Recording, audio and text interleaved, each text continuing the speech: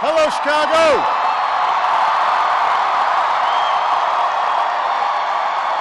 It's good to be home. Thank you.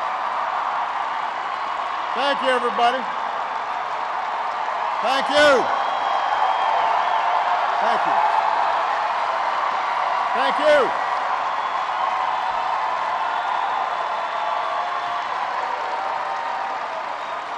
Thank you so much. Thank you. Thank you. Thank you. It's good to be home. Thank you. Thank you. Thank you.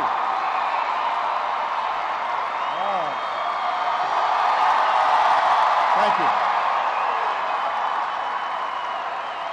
Thanks. All right, everybody sit down. We're on live TV here. I gotta move. Come on.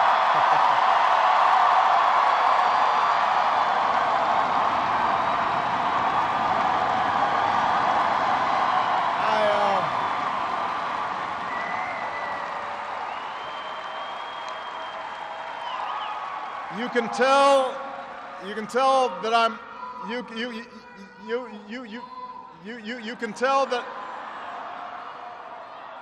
can tell that I'm a lame duck because nobody's following instructions.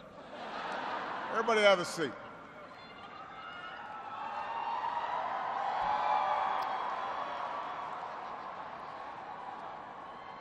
My fellow Americans,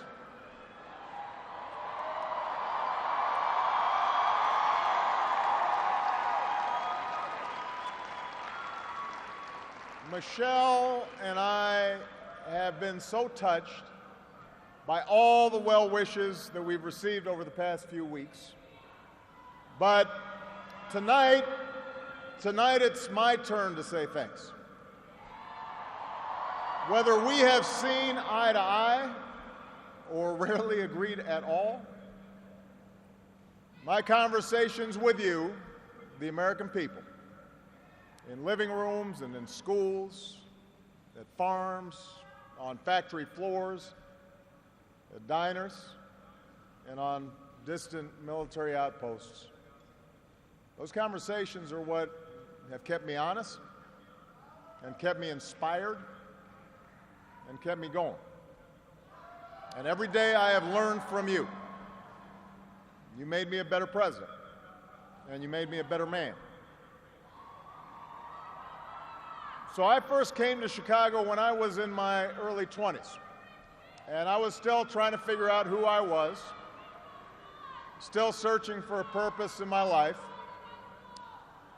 And it was the neighborhood not far from here where I began working with church groups in the shadows of closed steel mills. It was on these streets where I witnessed the power of faith and the quiet dignity of working people in the face of struggle and loss. I can't do that.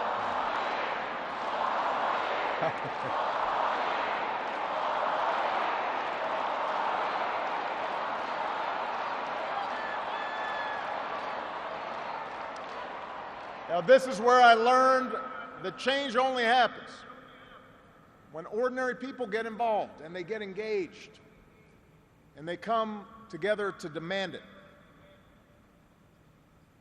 After 8 years as your president, I still believe that. And it's not just my belief. It's the beating heart of our American idea, our bold experiment in self-government. It's the conviction that we are all created equal, endowed by our Creator with certain unalienable rights, among them life, liberty, and the pursuit of happiness. It's the insistence that these rights, while self-evident, have never been self-executing. That we, the people, through the instrument of our democracy, can form a more perfect union. What a radical idea. The great gift that our founders gave to us. the freedom to chase our individual dreams through our sweat and toil and imagination,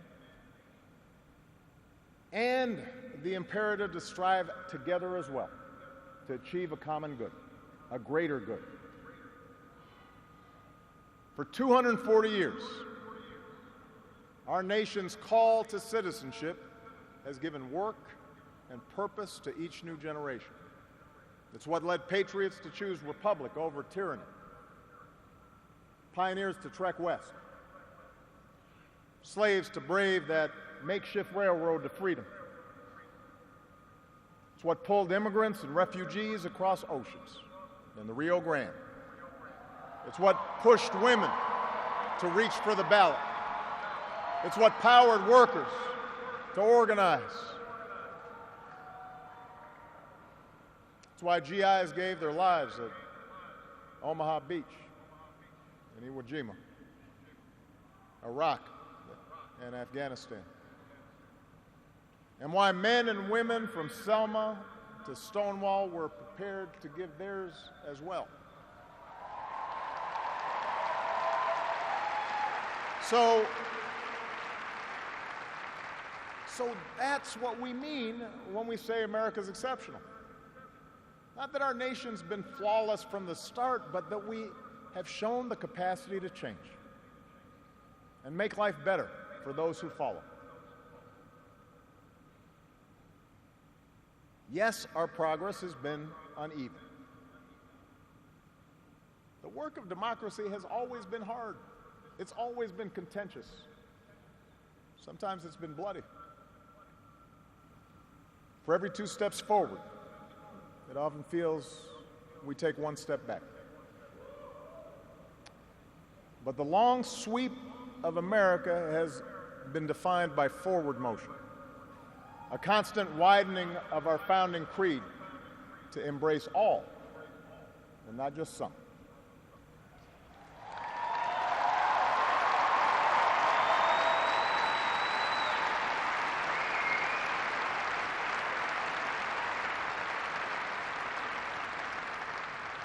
If I had told you 8 years ago that America would reverse a Great Recession, reboot our auto industry, and unleash the longest stretch of job creation in our history,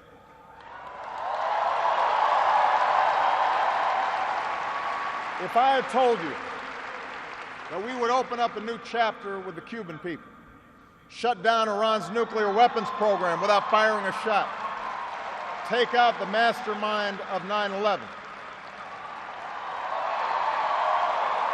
If I had told you that we would win marriage equality and secure the right to health insurance for another 20 million of our fellow citizens,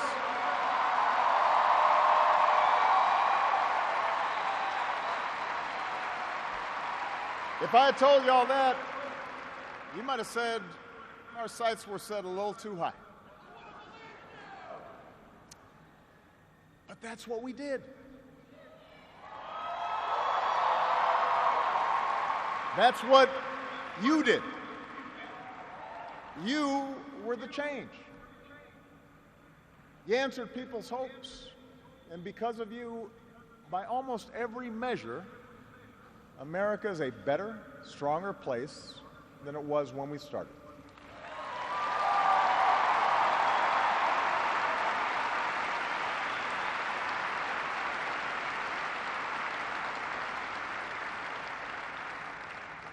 In 10 days, the world will witness a hallmark of our democracy. No. The peaceful transfer of power from one freely elected president to the next.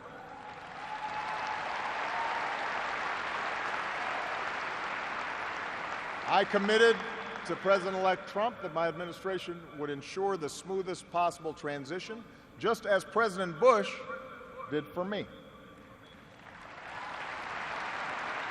Because it's up to all of us to make sure our government can help us meet the many challenges we still face. We have what we need to do so. We have everything we need to meet those challenges. After all, we remain the wealthiest, most powerful, and most respected nation on earth. Our youth, our drive, our diversity and openness, our boundless capacity for risk and reinvention means that the future should be ours.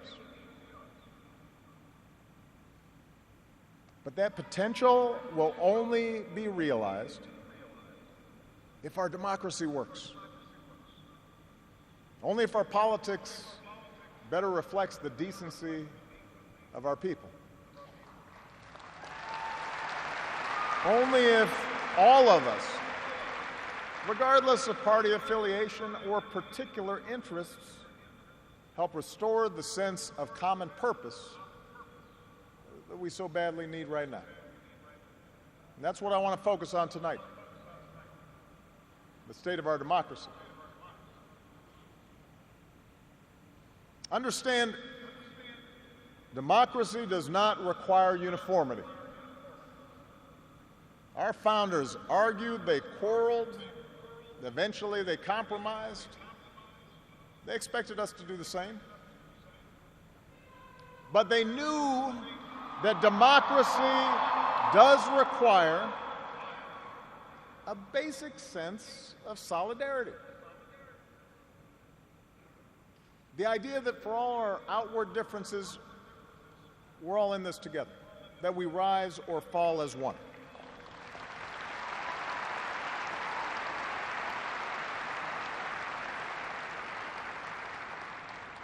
There have been moments throughout our history that threatened that solidarity. And the beginning of this century has been one of those times. A shrinking world, growing inequality, demographic change, and the specter of terrorism. These forces haven't just tested our security and our prosperity, but are testing our democracy as well. And how we meet these challenges to our democracy will determine our ability to educate our kids and create good jobs and protect our homeland. In other words, it will determine our future. To begin with, our democracy won't work without a sense that everyone has economic opportunity. And the good news is that today the economy is growing again. Wages, incomes, home values, and retirement accounts are all rising again. Poverty is falling again.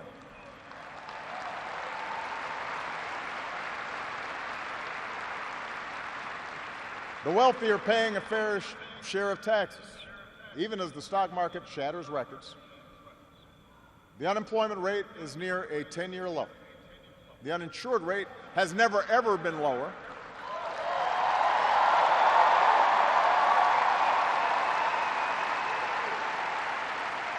Healthcare costs are rising at the slowest rate in 50 years. And I've said, and I mean it, if anyone can put together a plan that is demonstrably better than the improvements we've made to our healthcare system, that covers as many people at less cost, I will publicly support it.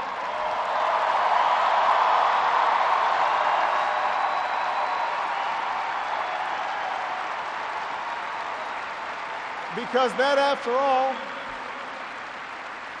is why we serve. Not to score points or take credit, but to make people's lives better. But for all the real progress that we've made, we know it's not enough. Our economy doesn't work as well or grow as fast when a few prosper at the expense of a growing middle class and ladders for folks who want to get into the middle class. That's the economic argument, but stark inequality is also corrosive to our democratic idea. While the top 1% has amassed a bigger share of wealth and income, too many of our families in inner cities and in rural counties have been left behind. The laid-off factory worker, the waitress, or healthcare worker who's just barely getting by and struggling to pay the bills. Convinced that the game is fixed against them, that their government only serves the interests of the powerful. That's a recipe for more cynicism and polarization in our politics. Now, there are no quick fixes to this long-term trend. I agree, our trade should be fair and not just free. But the next wave of economic dislocations won't come from overseas. It will come from the relentless pace of automation that makes a lot of good middle-class jobs obsolete. And so we're going to have to forge a new social compact to guarantee all our kids the education they need, to give workers the power to unionize for better wages, to update the social safety net to reflect the way we live now, and make more reforms to the tax code so corporations and individuals who reap the most from this new economy don't avoid their obligations to the country that's made their very success possible.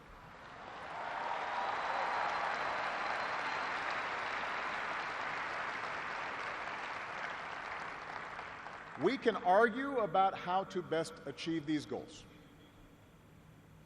but we can't be complacent about the goals themselves. For if we don't create opportunity for all people, the disaffection and division that has stalled our progress will only sharpen in years to come. There's a second threat to our democracy, and this one is as old as our nation itself. After my election, there was talk of a post-racial America. And such a vision, however well intended, was never realistic. Race remains a potent and often divisive force in our society. Now, I've lived long enough to know that race relations are better than they were 10 or 20 or 30 years ago, no matter what some folks say. You can see it not just in statistics, you see it in the attitudes of young Americans across the political spectrum.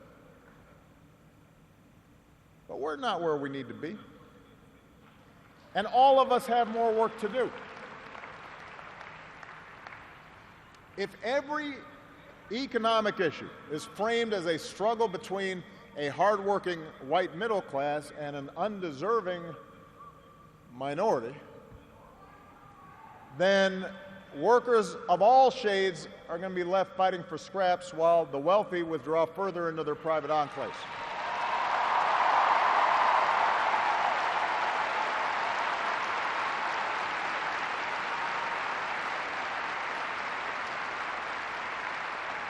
If we're unwilling to invest in the children of immigrants just because they don't look like us, we will diminish the prospects of our own children, because those brown kids will represent a larger and larger share of America's workforce.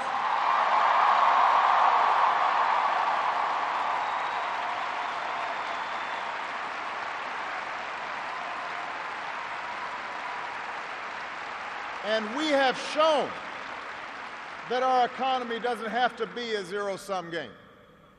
Last year, incomes rose for all races, all age groups, for men and for women.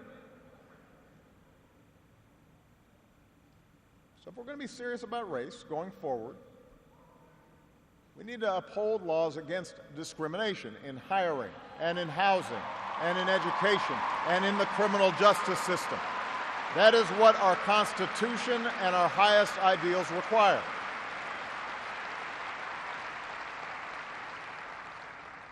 But laws alone won't be enough. Hearts must change. They won't change overnight. Social attitudes oftentimes take generations to change. But if our democracy is to work the way it should in this increasingly diverse nation, then each one of us need to try to heed the advice of a great character in American fiction, Atticus Finch, who said, "You never really understand a person until you consider things from his point of view, until you climb into his skin and walk around in it. For blacks and other minority groups, that means tying our own very real struggles for justice to the challenges that a lot of people in this country face. Not only the refugee or the immigrant or the rural poor or the transgender American, but also the middle-aged white guy who, from the outside, may seem like he's got advantages, but has seen his world upended by economic and cultural and technological change. We have to pay attention and listen.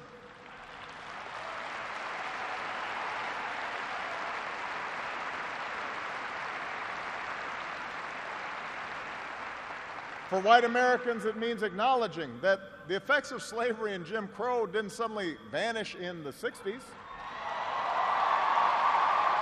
That when minority groups voice discontent, they're not just engaging in reverse racism or practicing political correctness.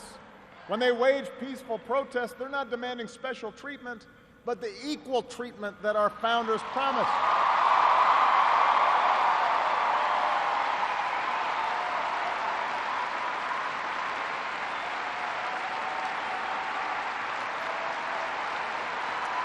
For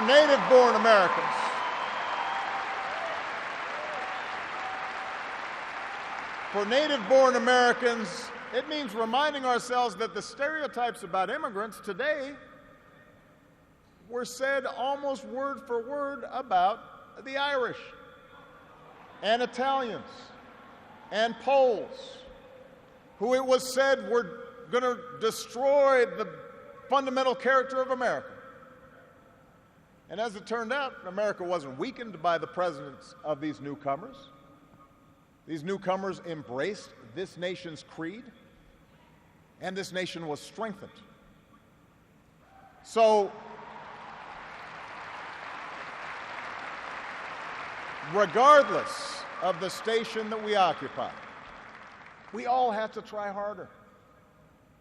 We all have to start with the premise that each of our fellow citizens loves this country just as much as we do, that they value hard work and family just like we do, that their children are just as curious and hopeful and worthy of love as our own.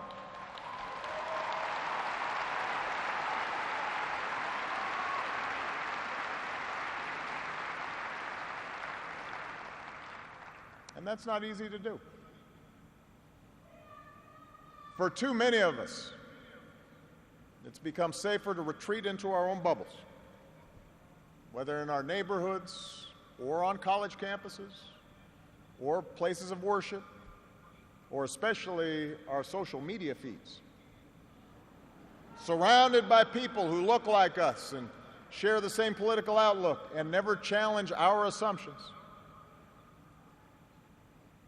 And the rise of naked partisanship and increasing economic and regional stratification, the splintering of our media into a channel for every taste, all this makes this great sorting seem natural, even inevitable.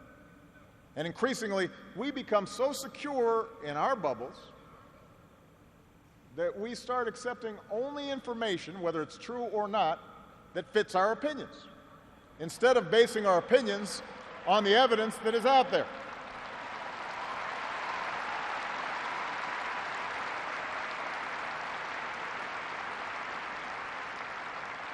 And this trend represents a third threat to our democracy.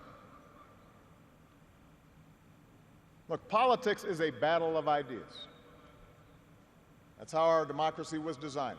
In the course of a healthy debate, we prioritize different goals and the different means of reaching them. But without some common baseline of facts, without a willingness to admit new information and concede that your opponent might be making a fair point, and that science and reason matter, then we're going to keep talking past each other, and we'll make common ground and compromise impossible.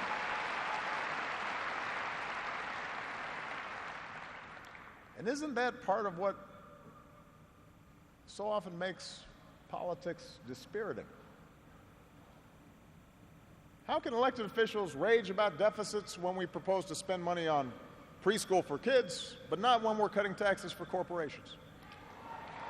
How do we excuse ethical lapses in our own party, but pounce when the other party does the same thing? It's not just dishonest, this selective sorting of the facts. It's self-defeating. Because, as my mom used to tell me, reality has a way of catching up with you.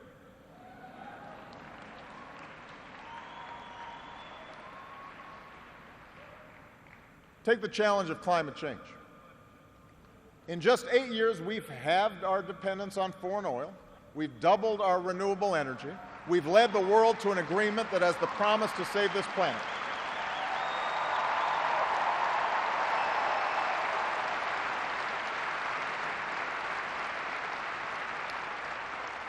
But without bolder action, our children won't have time to debate the existence of climate change. They'll be busy dealing with its effects. More environmental disasters, more economic disruptions, waves of climate refugees seeking sanctuary. Now, we can and should argue about the best approach to solve the problem. But to simply deny the problem not only betrays future generations, it betrays the essential spirit of this country, the essential spirit of innovation and practical problem solving that guided our founders.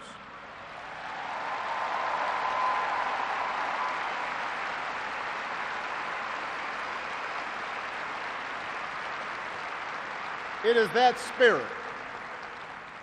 spirit born of the Enlightenment that made us an economic powerhouse. The spirit that took flight at Kitty Hawk and Cape Canaveral. The spirit that cures disease and put a computer in every pocket. It's that spirit, a faith in reason and enterprise, and the primacy of right over might that allowed us to resist the lure of fascism and tyranny during the Great Depression, that allowed us to build a post-World War II order with other democracies, an order based not just on military power or national affiliations, but built on principles: the rule of law, human rights, freedom of religion and speech and assembly, and an independent press.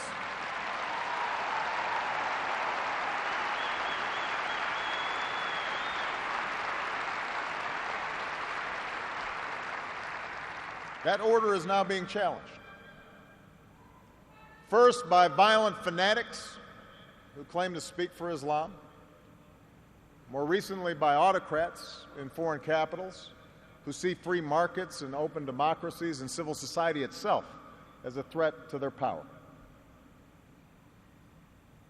The peril each poses to our democracy is more far-reaching than a car bomb or a missile. They represent the fear of change, the fear of people who look or speak or pray differently, a contempt for the rule of law that holds leaders accountable, an intolerance of dissent and free thought,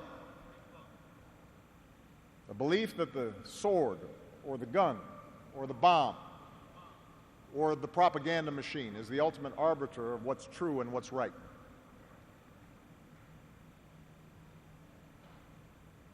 Because of the extraordinary courage of our men and women in uniform, because of our intelligence officers and law enforcement and diplomats who support our troops,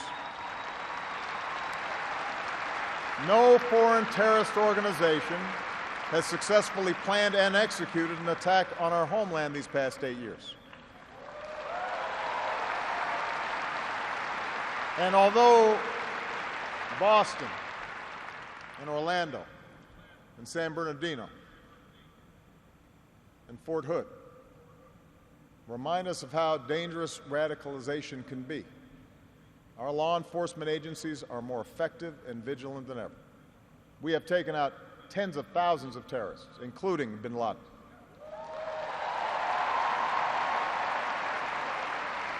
The global coalition we're leading against ISIL has taken out their leaders and taken away about half their territory. ISIL will be destroyed, and no one who threatens America will ever be safe. And to all who serve or have served, it has been the honor of my lifetime to be your commander-in-chief. And we all owe you a deep debt of gratitude.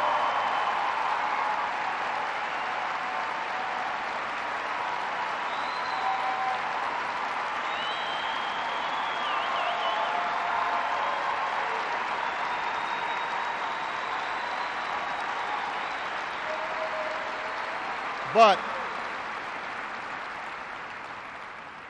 protecting our way of life, that's not just the job of our military. Democracy can buckle when it gives in to fear. So just as we, as citizens, must remain vigilant against external aggression, we must guard against a weakening of the values that make us who we are. And that's why for the past 8 years, I've worked to put the fight against terrorism on a firmer legal footing. That's why we've ended torture, worked to close Gitmo, reformed our laws governing surveillance to protect privacy and civil liberties. That's why I reject discrimination against Muslim Americans, who are just as patriotic as we are.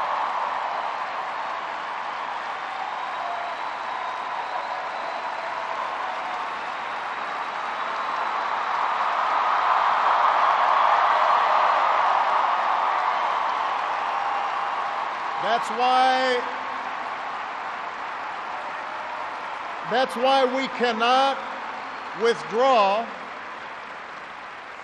That's why we cannot withdraw from big global fights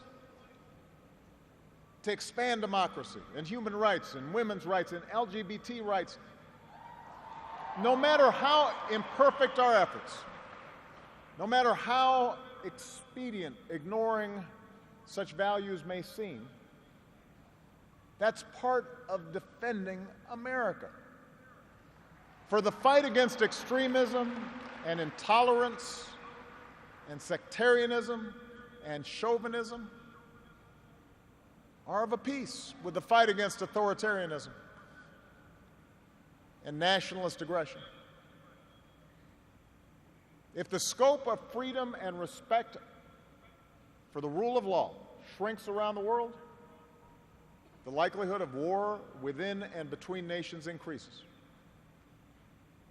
and our own freedoms will eventually be threatened. So let's be vigilant but not afraid.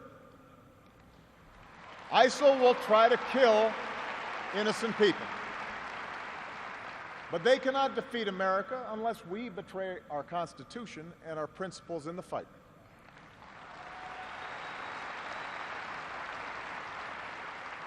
Rivals like Russia or China cannot match our influence around the world unless we give up what we stand for and turn ourselves into just another big country that bullies smaller neighbors.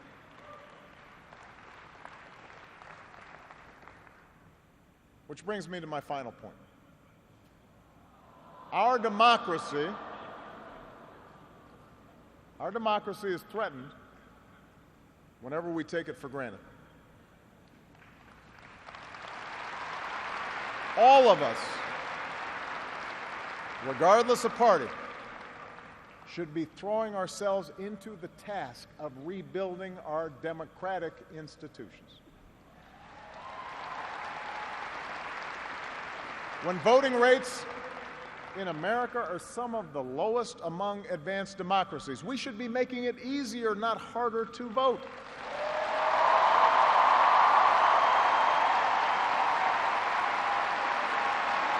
When trust in our institutions is low, we should reduce the corrosive influence of money in our politics and insist on the principles of transparency and ethics in public service. When Congress is dysfunctional, We should draw our congressional districts to encourage politicians to cater to common sense and not rigid extremes.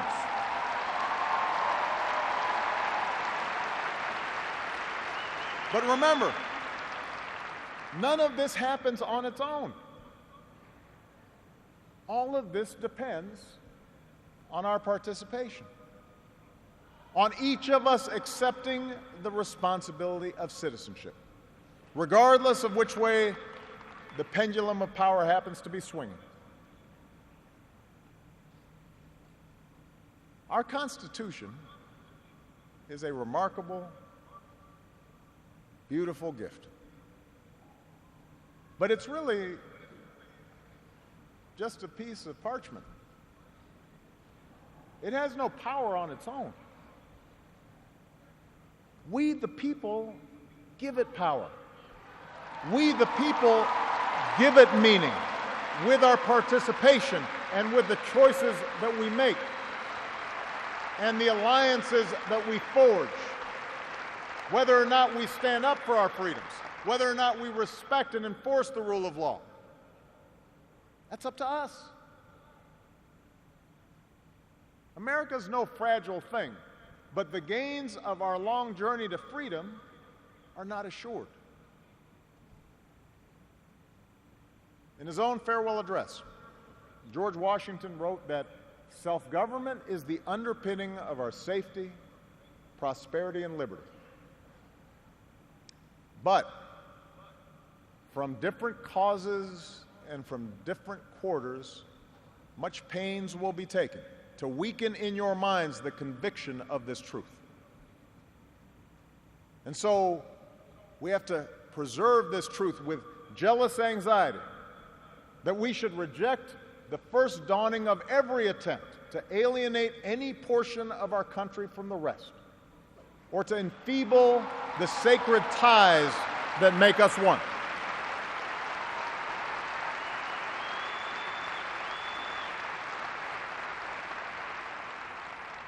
America, we weaken those ties when we allow our political dialogue to become so corrosive that people of good character aren't even willing to enter into public service. So coarse with rancor that Americans with whom we disagree are seen not just as misguided, but as malevolent.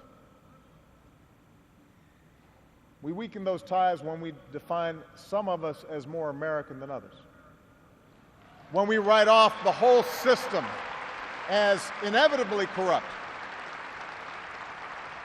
and when we sit back and blame the leaders we elect without examining our own role in electing them.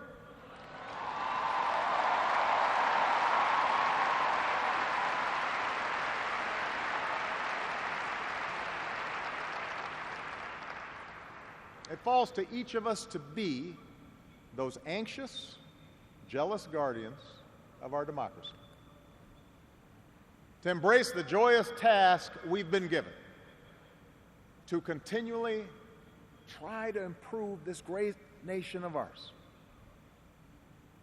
Because for all our outward differences, we in fact all share the same proud title, the most important office in a democracy: citizen. Citizen.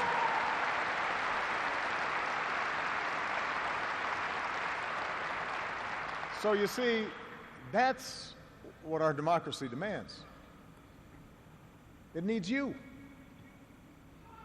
Not just when there's an election, not just when your own narrow interest is at stake, but over the full span of a lifetime.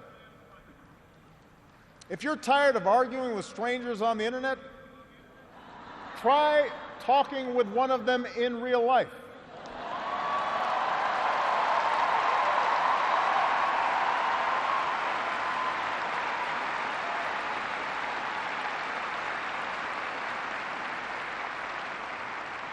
If something needs fixing, then lace up your shoes and do some organizing.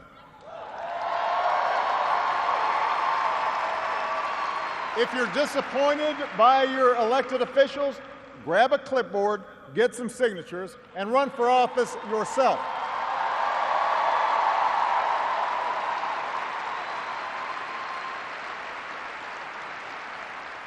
Show up. Dive in. Stay at it. Sometimes you'll win. Sometimes you'll lose. Presuming a reservoir of goodness in other people, that can be a risk. And there will be times when the process will disappoint you. But for those of us fortunate enough to have been part of this work and to see it up close, let me tell you, it can energize and inspire. And more often than not, your faith in America and in Americans will be confirmed. Mine sure has been. Over the course of these 8 years, I've seen the hopeful faces of young graduates and our newest military officers. I have mourned with grieving families, searching for answers, and found grace in Charleston Church. I've seen our scientists help a paralyzed man regain his sense of touch. I've seen wounded warriors who at points were given up for dead walk again. I've seen our doctors and volunteers rebuild after earthquakes and stop pandemics in their tracks. I've seen the youngest of children remind us through their actions and through their generosity of our obligations to care for refugees or work for peace. And above all, to look out for each other.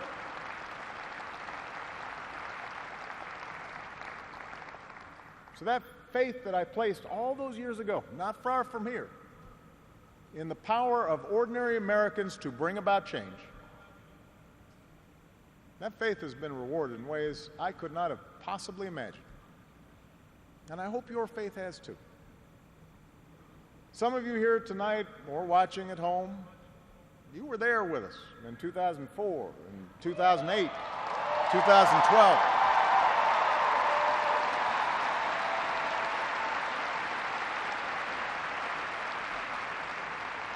Maybe you still can't believe we pulled this whole thing off. Let me tell you, you're not the only ones.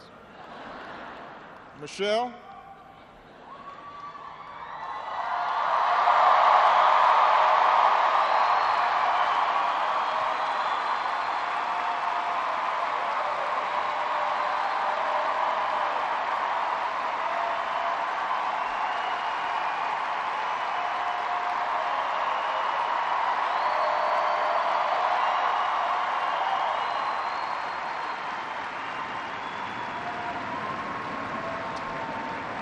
Michelle LaVaughn Robinson, girl of the South Side.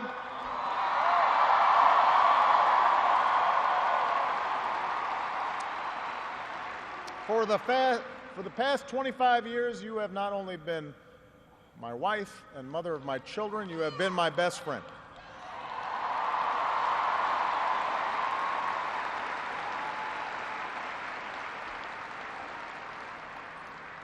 You took on a role you didn't ask for, and you made it your own, with grace and with grit and with style and good humor.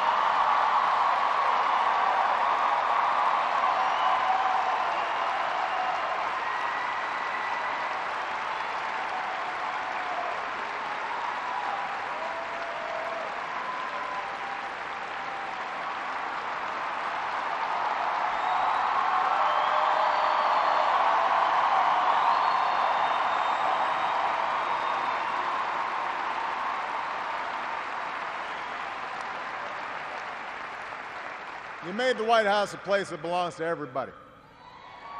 And a new generation sets its sights higher because it has you as a role model. So you have made me proud, and you have made the country proud.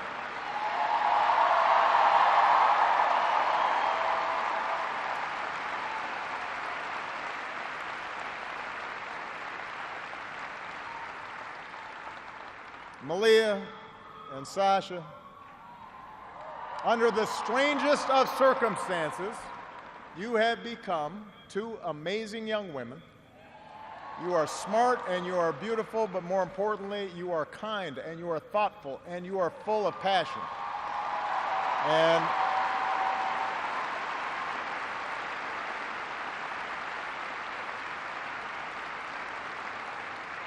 you wore the burden of years in the spotlight so easily. Of all that I have done in my life, I am most proud to be your dad.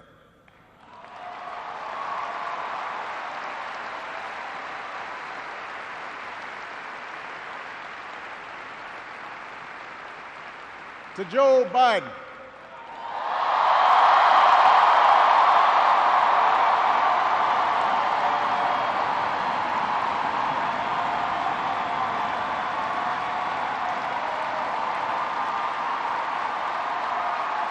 the scrappy kid from Scranton who became Delaware's favorite son.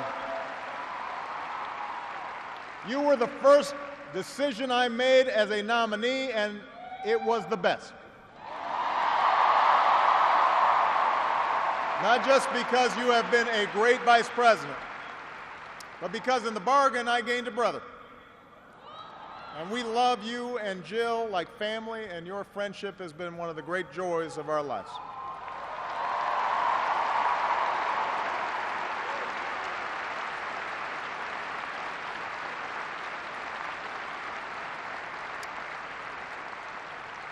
To my remarkable staff,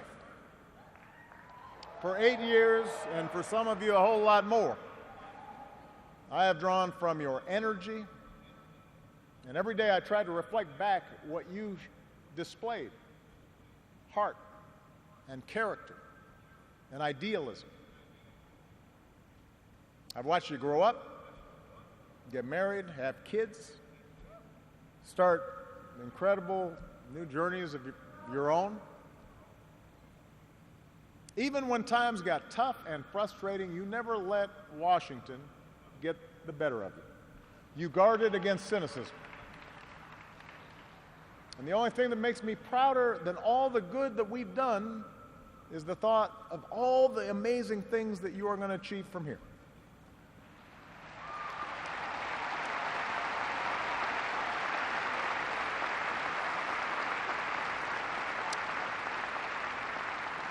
And to all of you out there, every organizer who moved to an unfamiliar town, every kind family who welcomed them in, every volunteer who knocked on doors, every young person who cast a ballot for the first time, every American who lived and breathed the hard work of change, you are the best supporters and organizers anybody could ever hope for, and I will be forever grateful.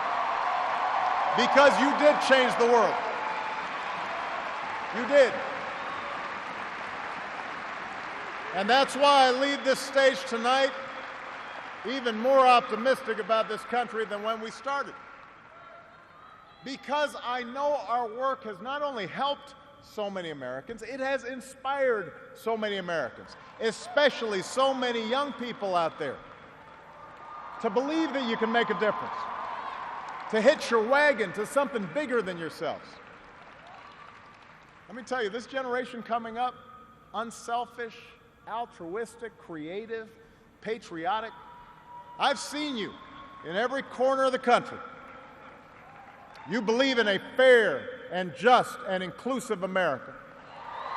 You know that constant change has been America's hallmark, that it's not something to fear, but something to embrace.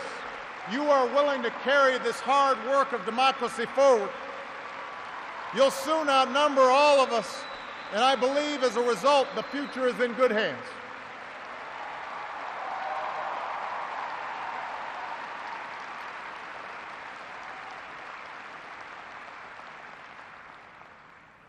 My fellow Americans, it has been the honor of my life to serve you. I won't stop. In fact, I will be right there with you as a citizen for all my remaining days. But for now, whether you are young or whether you're young at heart, I do have one final ask of you as your president. The same thing I asked when you took a chance on me 8 years ago. I'm asking you to believe, not in my ability to bring about change, but in yours. I'm asking you to hold fast to that faith written into our founding documents, that idea whispered by slaves and abolitionists, that spirit sung by immigrants and homesteaders and those who marched for justice, that creed reaffirmed by those who planted flags from foreign battlefields to the surface of the moon, a creed at the core of every American whose story is not yet written. Yes, we can. Yes, we did. Yes, we can. Thank you. God bless you.